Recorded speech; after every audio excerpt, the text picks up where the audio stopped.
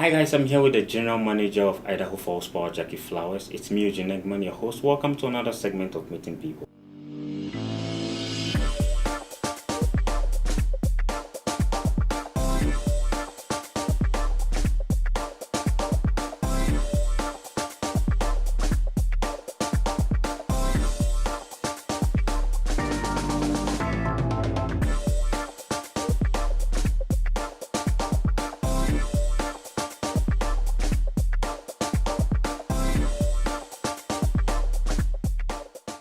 Jackie, it's great to be here with you today. Thanks. Great to be with you, Eugene. Appreciate you coming over. Oh, thank you. Could you tell us a little bit about yourself? Sure. So I'm actually a Wyoming native. So I was born and raised in Wyoming, not far from Idaho Falls. I moved here about 12 years ago. I grew up in a small town in Wyoming, so not much different than eastern Idaho, both in terms of weather and people and culture. Okay. Pretty much the same. The wind blows there, although I think it blows more here. And I went to study civil engineering at the School of Mines and Technology in South Dakota, and got my bachelor's of science degree in civil engineering. I'm a registered professional engineer. Oh, nice. I moved here 12 years ago. Prior to moving here, I was public works director in the city of Sheridan, Wyoming, where I had 13 city divisions that I managed, including water, wastewater, utilities. But this is my first experience in the electric industry since I've been at Idaho Falls Power. But really, there's a lot of similarities between what I did there and what I do here. I have two kids that are kind of adult kids now. My youngest graduates from high school this year, and my oldest is in college at the University of Idaho. That's great. Yeah, so there's my success stories. Oh, nice. They're great kids. So otherwise, just here working and enjoying life in Idaho Falls and all the great things that, the surrounding area offers. There's a lot of fun things to do. I like anything outdoors. That's so great. Love to get outdoors and kayak, ski. Yeah. I don't do enough of it. So too much work, not enough play. That's nice. With your life, I guess there are some hurdles you've had to overcome. Well, what are some of those? Sure. So, and I think, I've had a lot of conversation in recent months, even I'll say, particularly with, young girls that are thinking about science, or maybe they don't like science. And obviously I'm in a predominantly male field, both in terms of engineering being predominantly male, and then of course the electric industry is predominantly male. I feel like I've spent a little bit of time over the last few months kind of looking back on that and thinking about what made me interested in science, what made me think I had confidence to pursue science, because that's an important thing, and what's it like, being in a discipline and an industry that's mostly men. And so that's given me an interesting opportunity to kind of reflect back on those things. I don't know if a couple years ago, if you had asked me if I overcome any particular hurdles, I don't know if I would have been able to put my finger on any of them, because I just pretty much, head down, do the work hard, and wasn't really paying attention to all of that. So, of course, when I was a young child, not real small, but the junior high age, I struggled with science, and I think it was just a confidence issue. I didn't feel like I had confidence in science. I didn't like science, and of course, come to find out, it wasn't that I didn't like science, it was that I didn't have confidence in it. And so, thankfully, I didn't, close too many doors. I had great parental support. Both of my parents were blue-collar workers, so my dad had a welding and fabrication shop. He did a lot of construction and was very creative and, a genius in terms of the types of projects that he would take on and his products that he would develop. And my mom was a bookkeeper. She did some business school and worked in the bank, the back of the bank, when I was growing up. So while neither of them really had gone on to, get a bachelor's degree, they always were very supportive of pursuing higher education. And, fortunately, they kept support for me so that I didn't close any doors, and I did college prep chemistry and physics and all that in high school, and I kept doors open. If I would have gone off my 7th and 8th grade in tuition, who knows where I would have landed, right? So my science teacher in high school was a huge inspiration to me. He really opened up my eyes. It's amazing when you have a hands-on science teacher and when they make science fun, what an impact that can have. And it's so important today with the needs that we have in the engineering space and in the STEM programs, that we're really able to touch the curiosity of those kids and inspire them to think about making a difference in the world. And I think that those were the pieces that were most meaningful to me as I became fascinated with water. I did an independent science study my senior year, and I really just focused on water, both the quality of water in the world and the supply of water in the world, and areas that were challenged in terms of having adequate water supply.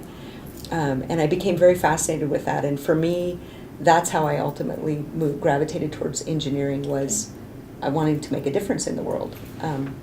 And so although my roles have been make a difference in my community with the jobs that I've held, I do have a creative outlet for that broader passion through the Rotary International organization that I belong to, and we can come back to that. But I think that for me, it's been very rewarding to be able to pursue an engineering degree and really think about solving those problems, whether they're water problems, power problems. It's infrastructure that really provides people with quality of life. And so that, as I've gravitated towards different jobs in my early professional career, and then ultimately was able to advance, I really had great mentors. And being in a predominantly male industry, fortunately, the men that I worked with were great in terms of wanting to help, mentor me. If I would have only had female mentors, I would have had a very limited list of those, particularly as I've gotten more into the, power industry, where there just are fewer females. It's not uncommon to be in a meeting and be the only female. Sure. And I don't necessarily think that there are very few times that it's raised to my level of consciousness, and to me that's a testimony to the professionalism of the people that I work with. And maybe I just work hard and prove myself too, so it doesn't become an obstacle. But I think it's been a great opportunity to work in a discipline that has meaning. And I love the power industry. It's very dynamic. There's so much going on in the power industry that, there are a lot of challenges and a lot of opportunities to stay fresh on new technology and things like that. That's great. You sound like someone who has accomplished a lot just from this brief moment. Uh-huh. And seeing you've accomplished so much, I believe it wasn't easy getting to where you are right now. Right. During those hard times, what were some things you did to keep motivating yourself? Yeah. Well, that's a good question, because we all have obstacles that we overcome. Some are more, dramatic for certain people in certain circumstances, and then others are self-induced. And probably many of my own things that I've overcome kind of it's that voice internally that says, wait, you can't do this, that you have to overcome, and you have to balance that, proving to yourself that you have the confidence and the capability, and executing without appearing to have too much of an ego. I guess maintaining your humility, that's really important too. So I think that for me, I have a lot of determination, probably a little bit of stubbornness. So I love challenge, and that's been a good motivator for me. I also have been very fortunate that I've worked with not only, professionals that have been mentors that were supervisors, but even coworkers, and, more recently subordinates. We've got great teams at Idaho Falls Power. And frankly, I've been very fortunate to work with a lot of very skilled and accomplished folks, and recognizing the value that each of them brings to the team. My success is a measure of their success. I don't do anything alone here. I lean heavily on the experts that are in this department, and rely on them and their opinions as we think about how we're moving forward. And so each one of the employees that I've worked with, whether they've worked for me or been my supervisor, I take something from everybody. I learn from everybody, and I really do work hard to maintain that focus that everybody has special skills, and when you pull on those strengths for each individual, it makes the unit stronger, and that's really an important focus. And I think it's an important role for leadership to maintain, is that focus of the value of the team. So that's great. You talk about your love for challenge mm-hmm. and to push yourself. Mm-hmm. Most people out there like to stay within their bubble. Right. And most people who stand out are people who get out of their bubble and try something new mm-hmm. because it's out of the norm. What's your advice, or what can you tell people about embracing challenges, embracing changes? Yeah. I think that's absolutely correct. We stop learning and growing if we just stay in our comfort zone. Now, don't get me wrong, sometimes I just would be happy to just sit in my comfort zone. Not for very long, though, because then I'd be looking for something else. But, when I talk to young girls that are in that 7th, 8th grade range, and, some of them like science, some of them don't, I just remind them, don't close any doors, because you never know where the next opportunity may lay behind a door that you didn't think was for you. And really, I think that that's a good summary of how I landed in the electric industry. I didn't have experience specifically with electric industry. I had experience in managing people. I had experience managing utilities. I had my civil engineering background. But if I would have shied away from applying for a job because I didn't have 100% relevant experience, I would have missed this opportunity. And it's been a great growth opportunity for me. I've had to come up to speed on all of the challenges in the industry. And while I wouldn't count myself an expert at most of those, I know who my experts are in my staff, and work to gain knowledge from them. But I think that's important, is when you feel like you are overcome with fear, or don't feel like you can persevere through a challenge, just take a check for a minute and think about what's driving that. Is it your internal voice telling you can't do something? Is it really an actual obstacle to prevent you? Is it experience? Is it something that you could network with people to learn more about, to overcome? Persevere, right? You just can't walk away from your dreams and your overall drive to accomplish something because you think there's a barrier. It may not really be a barrier. It might be a self-induced barrier.